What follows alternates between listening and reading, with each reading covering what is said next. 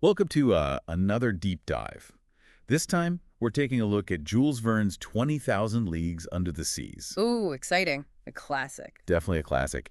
And, we're going to be using an English translation of the original French novel from 1870. Gotcha. So we're going right to the source. Right to the source. So get ready for some pretty amazing underwater adventures and, I love underwater adventures. and maybe some thought-provoking themes, too. What do you say? You ready to dive in? I am ready. Let's go. Okay, so right off the bat, I think one of the things that grab you about this book is the mystery surrounding Captain Nemo. Hmm. Like, who is this guy? Yeah, he's a bit of an enigma, isn't he? Yeah, total enigma. I mean, he's obviously brilliant, like a scientific genius. Oh, absolutely. But at the same time, he's cut himself off from humanity. Yeah, and there's this real bitterness to him, too. Like he's harboring some serious resentment. Almost like he's running from something. You know what I mean? Right. And Verne never actually reveals Nemo's nationality, which I think adds to the mystery. It does. It makes you wonder even more about his past. What happened? What made him this way? Exactly. I mean, there's that line where he says, Oh, yeah. What is it? I am to this day, and will be until my last breath, a native of the land of the oppressed. Ooh, that's a good one. What do you make of that? Well, I think it speaks volumes about his past, right? It suggests a history of injustice, maybe some sort of trauma. It makes you wonder what drove him to this life on the Nautilus. Yeah, is he hiding? Is he seeking revenge?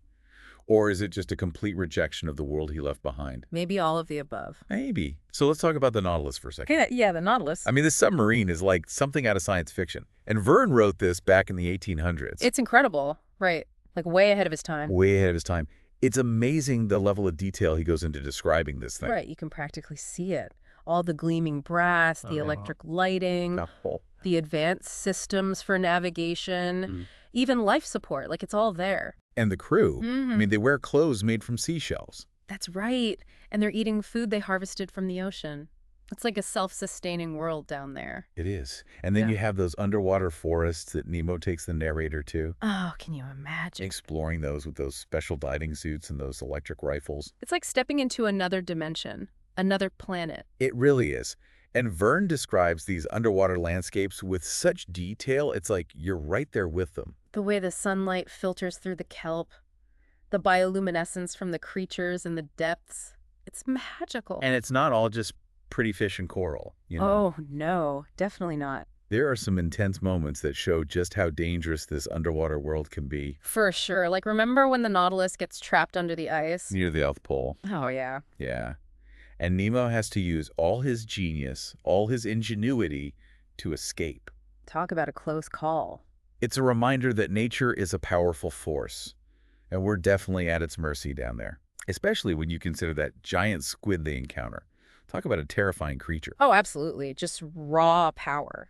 Really makes you appreciate how fragile human life is when faced with forces like that. It really does. It's like a constant reminder that despite all of our technology, nature's still calling the shots. Definitely a theme Verne is exploring there. That whole man versus nature thing. Right. But it's not just a battle, is it? No, it's more complex than that. Like, there's also this awe and wonder that nature inspires. You see that in the way they describe the polar landscapes, the South Pole. It's like they're in awe of this raw beauty. There's definitely a sense of reverence there. Like, they're both terrified and completely captivated by the power of the natural world. Totally.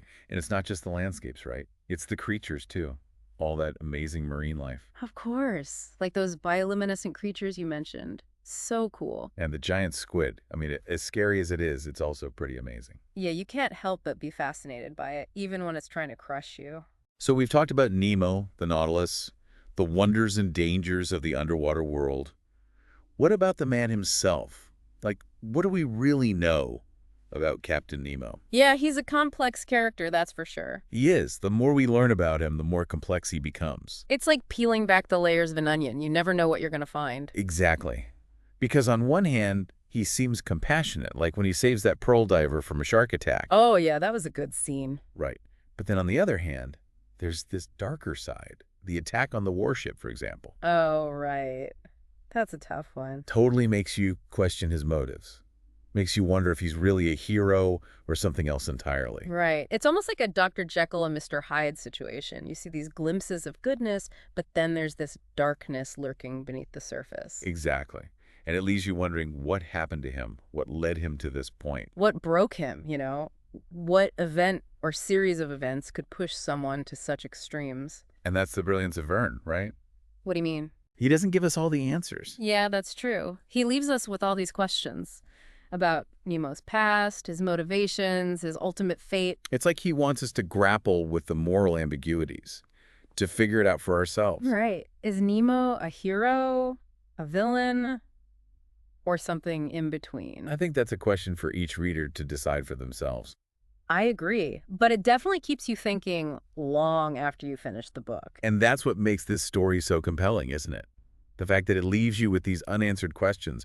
It's like you're still trying to solve the mystery even after you close the book. Exactly. You're left wanting more, wondering what happened next. So we've got this amazing journey through this incredible underwater world, Yeah. but the ending, Oh, yeah. The ending. it doesn't exactly tie everything up in a neat little bow, does it? Not at all. It's kind of a cliffhanger, actually. Like, the Nautilus gets caught in this maelstrom, and we're left wondering what happens to Nemo and the narrator. Did they survive? What became of them? Verne doesn't tell us. And it's been driving readers crazy for over a century, trying to figure it out. And that ambiguity, that's part of what makes this book so powerful. It stays with you long after you've finished reading. Absolutely. It sparks your imagination, makes you think about all the possibilities. So we've talked about the mystery of Captain Nemo, the incredible world of the Nautilus, and that ambiguous ending. But let's shift gears a bit Okay. and talk about some of the key themes Verne explores in this book. One that really stands out to me is the whole idea of exploration and discovery. Oh, yeah, for sure. Like, the Nautilus is constantly traveling to uncharted territories, pushing the boundaries of what's known. Right. It's like this constant quest for the unknown. And Verne captures that thrill, that excitement of seeing things that no one has ever seen before. Like the journey to the South Pole, for example. Absolutely. It's like he's inviting us to experience that sense of wonder along with the characters, to feel the thrill of discovery. It's like he's saying, come on, let's explore together. Let's see what's out there. Right. But it's not just about geographic exploration, is it? I mean, there's also this strong element of scientific discovery. Definitely. Like, Nemo is driven by this thirst for knowledge, this need to document and classify everything he encounters. Like how Conseil meticulously identifies all those different species. Exactly. It's like Verne is celebrating that whole process of scientific observation. He's showing us how much we don't know about the ocean, but also how, through careful study, we can unlock its secrets. It's like a love letter to science in a way. Totally. But it's also a cautionary tale. How so? Well, because this desire for knowledge can be a double-edged sword, right? And that's where we see the complexity of Nemo's character again. Right, he's a man of science, yet capable of such violence, like that attack on the warship. Exactly. And it raises some really important questions, like, is there a point where the pursuit of knowledge becomes dangerous? Immoral, even? Is there a responsibility that comes with unlocking the secrets of the universe? It's like Verne is foreshadowing some of the ethical dilemmas we face today with scientific advancements. Yeah, for sure. It's like he's asking us to think about the consequences of our actions, the potential for good and bad that comes with knowledge. And Nemo serves as that cautionary example. Right. Like, he shows us that knowledge in the wrong hands can be incredibly destructive. It's a reminder that science should be used for the betterment of humanity, not for personal vendettas or revenge. And that ties into another big theme that runs through the book: man's relationship with society. Oh, yeah. Like, Nemo has clearly rejected society. He's chosen to live in isolation under the waves, away from it all. He sees humanity as corrupt and destructive. He's given up on us. Right. But even in his self-imposed exile, he can't escape the consequences of human actions. Yeah, that scene with the dead bodies in the Bay of Bengal. Oh, man, that's a haunting scene. Right. It's like a stark reminder of all the pollution and violence plaguing the world above. And Verne was writing this in the 19th century. Imagine that. He was already seeing those problems back then. It's like he's saying, look what you're doing to the world. You can't escape the consequences, even in the deepest depths of the ocean. It's a powerful message, and one that's more relevant than ever today. We're still grappling with those same issues: pollution, violence, the destruction of our planet. And it makes you wonder, is there any hope? Can we change course? That's the big question, isn't it? It is. But the fact that the narrator and his companions might survive. You mean they might escape Nemo's world? Yeah, it suggests there's a chance for reconciliation, a chance for a better future. Maybe a chance to learn from Nemo's mistakes. And share his story with the world. Right. Maybe that's the key. To use his knowledge, his warnings, to inspire change. Even in the face of despair, there's still a glimmer of hope. I like that. A glimmer of hope. It's what keeps us going, right? It does, and it's what makes stories like this so important. They remind us that even in the darkest of times, there's always a chance for something better. Always a chance for redemption. Always a chance. Yeah. So it makes you wonder, what really pushed him over the edge? Right. What event or series of events could make someone turn their back on the entire world? And that's part of what makes Verne so brilliant. Yeah, totally. Like, he doesn't give us all the answers. He leaves these lingering questions about Nemo, his past, what motivates him. And even what happens to him in the end. Exactly. He makes us grapple with these moral ambiguities of the character and decide for ourselves. So we're taking on this amazing journey, right? Mm-hmm. All through this underwater world, but then Yeah, the ending's kind of crazy. it's not like your typical happy ending. No, not at all. It just kind of stops. Yeah, like the Nautilus gets caught in this maelstrom, and then what? Exactly. What happens to Nemo? What happens to the narrator? Do they even survive? Verne just leaves us hanging. It's a cliffhanger that has kept people guessing for like over a century. That's so cool. And I think that ambiguity is part of what makes this book so good. Okay, let's switch gears a bit and talk about some of the themes Verne explores. What really stood out to me was this whole idea of exploration and discovery. Oh, yeah, like constantly pushing boundaries, going where no one has gone before. Exactly. The Nautilus is always traveling to these uncharted territories. I love that. And Verne captures this thrill of venturing into the unknown, this excitement of seeing things for the first time. And it makes you want to go on an adventure, too. It really does. The whole journey to the South Pole is a great example of that. Oh, for sure. Verne really makes you feel like you're right there with them, experiencing that wonder and awe of discovery. I know, right? Like you can feel that excitement. But it's not just about exploring new places, is it? There's also this element of scientific discovery. Definitely. Like understanding the mysteries of the ocean, classifying everything. Nemo is obsessed with that. He's so driven by this need to know everything, to categorize it all. And remember how Conseil is always identifying all those different species? Oh, yeah. He's like a walking encyclopedia of marine life. It's like Verne is showing us how much we still don't know about the ocean. Right. And how much there is still left to discover. But it's also about the power of observation and how much we can learn by really paying attention. Totally. Like Verne's celebrating the scientific process. But this pursuit of knowledge, it's not always a good thing. Right. You're right. It can be dangerous, too.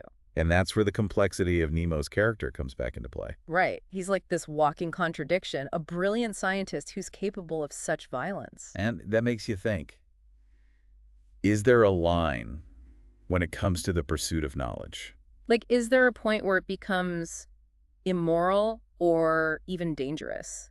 Especially when you think about how much power that knowledge can give you. It's a really important question. Like, what responsibility comes with unlocking the secrets of the universe? And in a way, Verne was sort of predicting some of the ethical dilemmas we face today with all the advances in science and technology. Yeah, it's like he saw this coming. Nemo becomes this sort of cautionary tale. Oh, yeah, totally. He shows how knowledge can be used for good and for bad. And he reminds us that science should be used to benefit humanity, not for personal revenge or for destruction. And that brings us back to that idea of man's relationship with society, doesn't it? Nemo has completely cut himself off from the world. He's like, forget it. I'm done with humanity. But he can't escape the consequences of human actions. No, he can't hide from it forever. Like, remember that scene where they find the dead bodies in the Bay of Bengal? Oh, yeah. Haunting. It's like a punch to the gut. You realize that even down in those depths, there's no escaping the impact of what's happening up above. The pollution. The violence. It's like Verne was warning us about all of that even back then. He's basically saying, hey, wake up. Look what you're doing to the world. Right. And it makes you wonder, is there any hope for humanity? Can we turn things around? It's a big question, a scary one. But there's that glimmer of possibility, right? With the narrator and his companions. You mean because they might actually escape from Nemo's world? Exactly. It suggests that maybe, just maybe, there's a chance for reconciliation. A chance for a better future. Like maybe they can take what they've learned from Nemo and share it with the world. And use that knowledge to make things right. And even though Nemo chose isolation, maybe his story can inspire change in others. The powerful message of hope. And it's a reminder that even when things seem really dark, we can't give up. We have to keep searching for that light. It's like even in the darkest depths, There's that little spark of possibility. Definitely. So after all of that, all these adventures and creatures and big ideas, what do you think is the lasting impact of this book? Why do we still care about 20,000 Leagues Under the Seas? That's a great question. I mean, it's over 150 years old. I know, right? But it still feels relevant. Totally. I think part of it is that Verne was so ahead of his time. Oh, yeah. Like he predicted all these technologies, submarines, electric lights. It's crazy. He really did, like he was looking into the future. Hmm. But I think it's more than just the cool gadgets. Right. There's something deeper there. For sure.